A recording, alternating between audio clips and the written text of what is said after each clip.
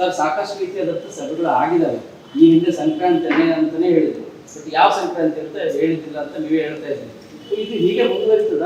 ಇವಾಗಲೂ ನಿಮ್ಮ ಸಿಬ್ಬಂದಿಗಳು ಕಷ್ಟಪಡ್ತಾರೆ, ಅವ್ರ ಬೇಡಿಕೆ ಈಡೇರುತ್ತಾ ಇಲ್ಲ ಅನ್ನೋ ರೀತಿ ಕತೆ ಪರಿಸ್ಥಿತಿ ಬರ್ತಾರೆ.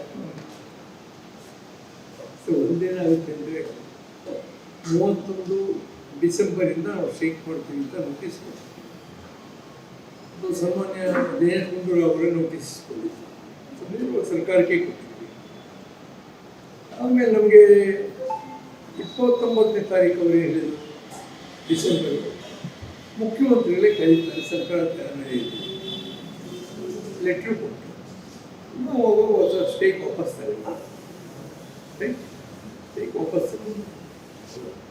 ಸಂಕ್ರಾಂತಿ ಆಗಲಿಲ್ಲ.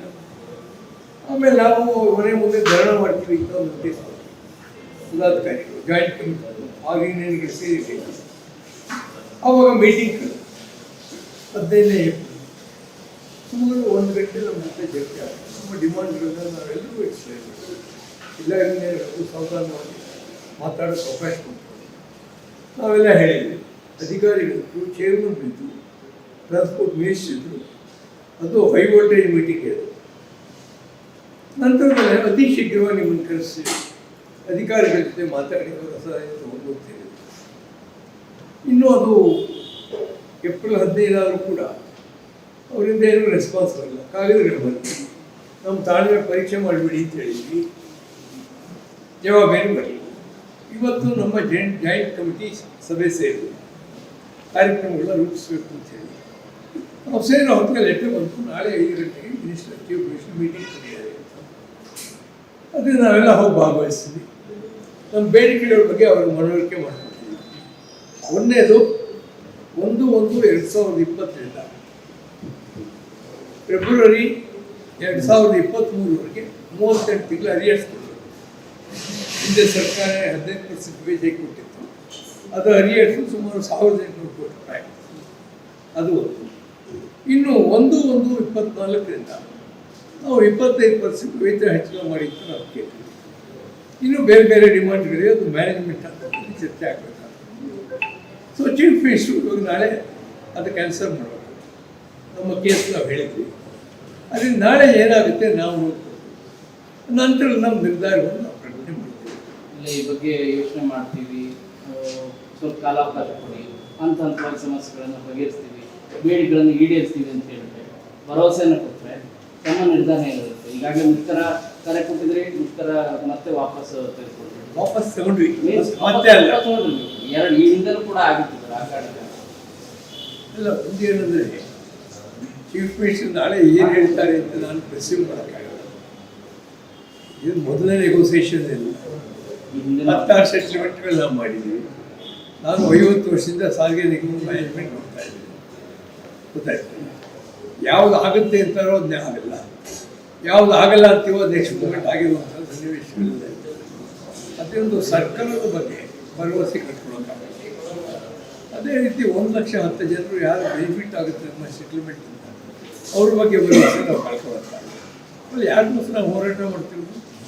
ಈ 1,10,000 ಎಂಪ್ಲಾಯೀಸ್ಗೋಸ್ಕರ ಹೋರಾಟ ಮಾಡ್ತಿದ್ದೀವಿ. ಚೀಫ್ ಮಿನಿಸ್ಟರ್ಗೆ ಅವಕಾಶ ಸಾಕಷ್ಟು ಕೊಟ್ಟಿದ್ದೀವಿ. 6 ತಿಂಗಳಾಯ್ತಾಗಲ್ಲ ನಾವು ಸ್ಟೇಟ್ ವಾಪಸ್ ತಗೊಂಡು, 6 ತಿಂಗಳು ಮುಗೀತು. ಈಗ ಬಾಲಿ ನಿಲ್ಲಿಸ್ಕೊಂಡು ಅವ್ರು ಸೆಟ್ಲ್ ಮಾಡಬೇಕು. ಇನ್ನೂ ಟೈಮ್ ಕೇಳ್ತೀವಿ ಅಂತ ಹೇಳಿದರೆ ನಾವು ಟೈಮ್ ಕೇಳ್ಕೊಳಕ್ಕಾಗಲ್ಲ. We are going for settle. ಮತ್ತು ಒಂದೇನೋ ನಾವು ಭಿಕ್ಷಾ ಕೇಳ್ತೀವಿ. ಇವತ್ತು ವೆಹಿಕಲ್ ನಂಬರ್ ಕಡಿಮೆ ಇದ್ದರೂ, ಸಿಬ್ಬಂದಿಗಳ ನಂಬರ್ ಕಡಿಮೆ ಇದ್ದರೂ ಕೂಡ 2 ವರ್ಷದಿಂದ ನೀವೇನು ಅಧಿಕಾರಕ್ಕೆ ಬಂದ ಗ್ಯಾರಂಟಿ ಜಾರಿ ಮಾಡಿದ್ವಿ, ಫಸ್ಟ್ ಗ್ಯಾರಂಟಿ ನಾವು ನೀವು ದುಡ್ಡು ತಂದುಕೊಡ್ತೀವಿ. ಸಸ್ಟೈನ್ಡ್ ಆಗಿ ದುಡ್ಡು ಬರ್ತೀವಿ. ಅದೇ ಗ್ಯಾರಂಟಿ ಕಾರಣಗಳಿಗಾಗಿ ಈಗ ಅನುದಾನ ಹೊಂದಾಣಿಕೆ ಮಾಡೋದು ಕಷ್ಟ ಆಗ್ತದೆ ಅಂತ ಹೇಳಿ. ಇಲ್ಲ, ಅದು ಬೇರೆ ವಿಷಯ, ರಾಜಕೀಯ. ಅದಕ್ಕೆ ನಾನು ಇಂಟ್ರ್ ಆಗೋದಿಲ್ಲ. ನಮಗೇನು ಹೇಳಿದ್ರು, ಹೆಣ್ಮಕ್ಳಿಗೆ ನಮ್ಮ ಸರಿ ಆಧಾರ್ ಕಾರ್ಡ್ ಫ್ರೀ ಬಿಡ್ರಪ್ಪ ಅಂದರು, ಬಿಟ್ಟು ರೈಟ್. ಆರ್ ವಿ ದೇಶಪಾಂಡೆ ಅವರು ಹೇಳಿದ್ರು, ಗಂಡು ಮಕ್ಳಿಗೆ ಬೇರೆ ಬಸ್ ಬಿಡಿ, ಹೆಣ್ಮಕ್ಳೇ ಕೂತ್ಕೋತಾರೆ ಅಂತ. ಅಷ್ಟೊಂದು ಜನ ಬರ್ತಿದ್ದಾರೆ. ಆ ದುಡ್ಡನ್ನು ಸರ್ಕಾರ ನಮ್ಗೆ ಕೊಡಬೇಕು.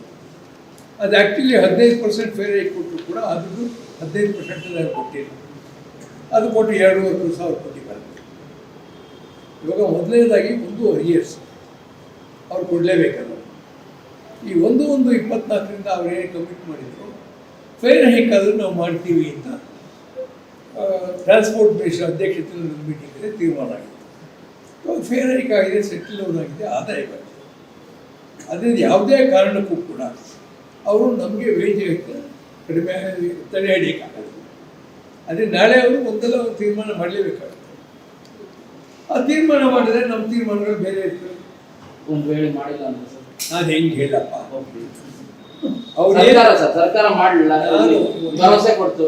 ಹೇಳಿ ಸರ್, ಇಲ್ಲ ಪ್ರಿಸರ್ವೇಷನ್ ಮೇಲೆ ನಾವು ರಿಪ್ಲೈ ಕೊಡೋಕ್ಕಾಗಲ್ಲ. ನಾವು ವಿರೋಧ ಪಕ್ಷ ಅಲ್ಲ, ನಾವೆಲ್ಲ ಟ್ರೇಡ್ ಯೂನಿಯನ್ಗಳು. ಇವಾಗ ಬೊಮ್ಮಾಯಿಯವ್ರ ಸರ್ಕಾರ ಆಯಿತು, ಬರೀ ಒಂದು ನೋಟಿಸ್ ಕೊಟ್ಟಿವಿ, ಕರೆದು ಮಾತಾಡ್ಸಕ್ಕೆ ಮಾಡಿದ್ವಿ, ಭಾಳ ಸೆನ್ಸಿಟಿವ್ ಆಗಿತ್ತು. ಸ್ವಲ್ಪ ಸಿದ್ದರಾಮಯ್ಯ ಸರ್ಕಾರ ಸ್ವಲ್ಪ ಸ್ಲೋ. ಆದ್ದರಿಂದ ಒಂದು ನಿಮಿಷ, ಬೇರೆ ಥರ ಟ್ರೀಟ್ಮೆಂಟ್ ಬೇಕಾದ್ರೆ ಕೊಡೋಕ್ಕೆ ತಯಾರಿದ್ದೀವಿ. ನಮ್ಮ ಹತ್ರ ಎಲ್ಲದಕ್ಕೂ ಔಷಧ ಇದೆ, ಆಪ್ರೇಷನ್ ಸರ್ಜರಿ ಮಾಡೋಕ್ಕೂ ತಯಾರಿದ್ದೀವಿ. ಹಿಂದೆ ಇದೇ ಸಿದ್ದರಾಮಯ್ಯ ಇದ್ದಾಗ 3 ದಿವಸ ಸ್ಟ್ರೈಕ್ ಮಾಡಿದ್ವಿ, ಮರ್ತ್ಬಿಟ್ರೆ ಸಾಫ್ಟ್ವೇರ್ ಅಲ್ಲ ನಾವು.